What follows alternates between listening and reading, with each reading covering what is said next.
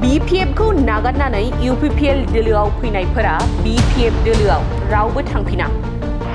जाय दैदेनगिरिफोरा BPF दोलोखौ नागारनानै फैबाय बैसोर दैदेनगिरिफोरा रावबो BPF दोलोआव गिदिंनानै थांफिना आरो आंबो थाङा। बे बाथ्राया जों बुंनाय नङा। बे बाथ्राखौ बुंथिदों बारग' मन्त्रि एबा आथिखालनि बिटिआरनि CM प्रमद बर'नि पलिसि एडभाइजार चन्दन ब्रह्मआ। दा गतिके आंल' नङा जे BPF निफ्राय जाय बिथांमोना UPPL आव फैदों आंल' नङा रावबो थांफिना। बरन्सो दिनैनि जि सिनारि BPF निफ्राय गोबां दैदेनगिरिफ्रा UPPL आव कन्टिनिउ दिनैबो गोबां जायगायाव जइन जादों एबा जगदानसो होदों। बिथाङा बुंदों दि BPF नि गोबां दैदेनगिरि आरो सोद्रोमाफोरा सानफ्रोमबो UPPL दोलोआव जइन जागासिनो दङ। BPF आव रावबो थांफिननाय नङा, नाथाय BPF निफ्राय UPPL दोलोआव कन्टिनिउअसलि हाबफैबाय थागोन। UPPL राजखान्थि हान्जाखौ गासैबो जनगोष्ठी, राव, धोरोमनि रायजो राजाफोरा गनायबाय आरो मोजां मोनो। बेनो फोरमान होनानै बिथाङा बुंथियो। आरोबाव बिथाङा मा गोनां बाथ्रा बुंथिबावदों खोनासंदो। दा गतिके आंल' नङा जे BPF निफ्राय जाय बिथांमोना UPPL आव फैदों आंल' नङा रावबो थांफिना। बरन्सो दिनैनि जि सिनारि BPF निफ्राय गोबां दैदेनगिरिफ्रा UPPL आव कन्टिनिउ दिनैबो गोबां जायगायाव जइन जादों एबा जगदानसो होदों। UPPL राजखान्थि हान्जाखौ दिनै ओनसोलनि आफा रायजो राजा गासिबो जाथि जनगोष्ठी भाषा धर्मनि मानसिफ्रा गनायबाय आरो मोजां जे मोनो।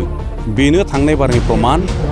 दानि जि अबस्था फैगौ बाइ इलेक्शन, बे बाइ इलेक्शनावथ' आरो माने सिरियासद्राय जानानै बहाय साननांगौ जेबो गैया। बिराद बुरजा मार्जिनाव देरहागोन बेखौ बयबो दिनै रायजो राजा मिथिखायो। दा खोथाया जिहेथु कनफिउजन जाफ्लांनो हागौ, रायजो राजानि गेजेराव मोनसे भुल बुजाबुजि जानो हागौ। बे खारनावसो आङो खोथाखौ बुंफिननो सानदों आरो नोंथांमोन सोंनायखाय। नङाबा बे खोथाखौ सोंनांगौ, फिननांगौ, आङो रिप्लाइ होनांगौ होननानै बहाय माबा मोनसे बास्तबता एबा बहाय मोनसे गुरुत्व दं आं बेखौ साना। खोथाया स्पष्ट जे दिनैहाय UPPL राजखान्थि हान्जा हिसाबै जिबायदि मोनसे मजबुत सिन्ताधाराजों एबा परिकल्पनाजों जिबायदि आवगायगासिनो दङ, थांनाय MP इलेक्शनाव जोबोद मोजाङै आइ आफा रायजो राजाया आसा खालामनाय बायदि UPPL दोलोनिफ्राय जाहा मानव गेदेर जयन्त बसुमतारीखौ जों बयबो रायजो राजाया जों दैथायहरनो हादों। बेवहाय निस्सय UPPL नि पार्टिनि भटल' नङा, खारन बे रायजो राजानि भटजों देरहादों। दा बेनो प्रमान खालामो UPPL राजखान्थि हान्जाखौ दिनै ओनसोलनि आफा रायजो राजा गासिबो जाथि जनगोष्ठी भाषा धर्मनि मानसिफ्रा गनायबाय आरो मोजां जे मोनो। बेनो थांनाय बारनि प्रमान। दानि जि अबस्था फैगौ बाइ इलेक्शन, बे बाइ इलेक्शनावथ' आरो माने सिरियासद्राय जानानै बहाय साननांगौ जेबो गैया। बिराद बुरजा मार्जिनाव देरहागोन बेखौ बयबो दिनै रायजो राजा मिथिखायो।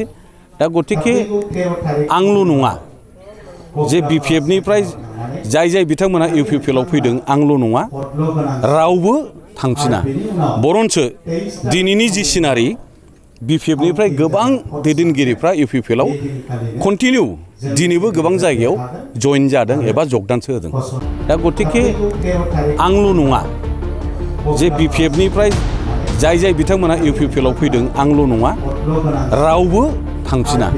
बरन्सो दिनैनि जि सिनारि BPF निफ्राय गोबां दैदेनगिरिफ्रा UPPL आव कन्टिनिउ दिनैबो गोबां जायगायाव जइन जादों एबा जगदानसो होदों। UPPL राजखान्थि हान्जाखौ दिनै ओनसोलनि आफा रायजो राजा गासिबो जाथि जनगोष्ठी भाषा धर्मनि मानसिफ्रा गनायबाय आरो मोजां जे मोनो।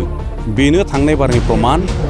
दानि जि अबस्था फैगौ बाइ इलेक्शन, बे बाइ इलेक्शनावथ' आरो माने सिरियासद्राय जानानै बहाय साननांगौ जेबो गैया। बिराद बुरजा मार्जिनाव देरहागोन बेखौ बयबो दिनै रायजो राजा मिथिखायो। दा खोथाया जिहेथु कनफिउजन जाफ्लांनो हागौ, रायजो राजानि गेजेराव मोनसे भुल बुजाबुजि जानो हागौ। बे खारनावसो आङो खोथाखौ बुंफिननो सानदों आरो नोंथांमोन सोंनायखाय।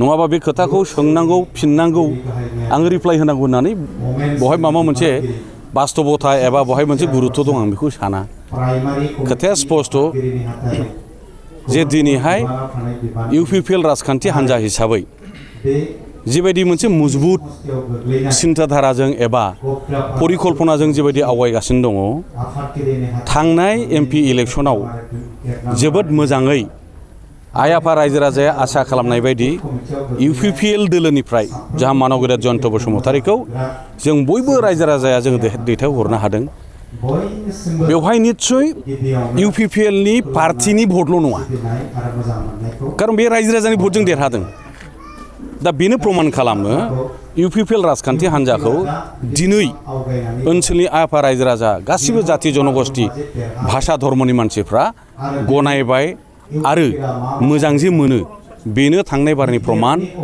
दानि दानि जि अबस्था फैगौ बाइ इलेक्सन बे बाइ इलेक्सनावथ' आरो माने सिरियासद्राय जानानै बहाय साननांगौ जेबो गैया बिराद बुरजा मार्जिनाव देरहागोन बेखौ बयबो दिनै रायजो राजाया मिथिखायो दा गतिके आंल' नङा जे बिपिएफनिफ्राय जाय बिथांमोना इउपिपिएलआव फैदों आंल' नङा रावबो थांफिना बरन्सो दिनैनि जि सिनारि बिपिएफनिफ्राय गोबां दैदेनगिरिफ्रा इउपिपिएलआव कन्टिनिउ दिनैबो गोबां जायगायाव जइन जादों एबा जगदानसो होदों मोनसे गोजोनथाव फोसावथाय क'क्राझार सोहोराव गोदानै बेखेवदों क्रिमसन क्लाब मुंनि गंसे गोदान जिनि गला क'क्राझार सहरनि बिशाल मार्केटनि साहा जेडि रडनि साखाथियाव थानाय इउएस पल' प्युमा किलार ब्रेन्ड गलानि साखाथियाव गोदानै बेखेवदों क्रिमसन क्लाब मुंनि गलाखौ हौवा हिन्जाव आरो गथ'साफोरनि थाखाय बायदि बायदि रोखोमनि गानग्रा जोमग्राफोरखौ नोंथांमोना क्रिमसन क्लाबाव मोननो हागोन मख'नो गोनांदि गोदानै बेखेवनाय जिनि गलायाव हौवा हिन्जाव आरो गथ'साफोरनि गानग्रा जोमग्रा जेरै लंपेन्ट शार्ट टि शार्ट टपि बायदि बायदि जि जोम बायोब्ला नोंथांमोनहा मोननो हागोन डिसकाउन्टजों लोगोसे अफार गोबाव खालामाजासे खनसे भिजिट खालामदो क'क्राझार सोहोराव गोदानै बेखेवनाय क्रिमसन क्लाब जिनि गलायाव लोगोसे नोंथांजों गोरोबनाय समायना रमायना गानग्रा जोमग्राफोरखौ लानानै थांनो हागोन क्रिमसन क्लाब गलानिफ्राय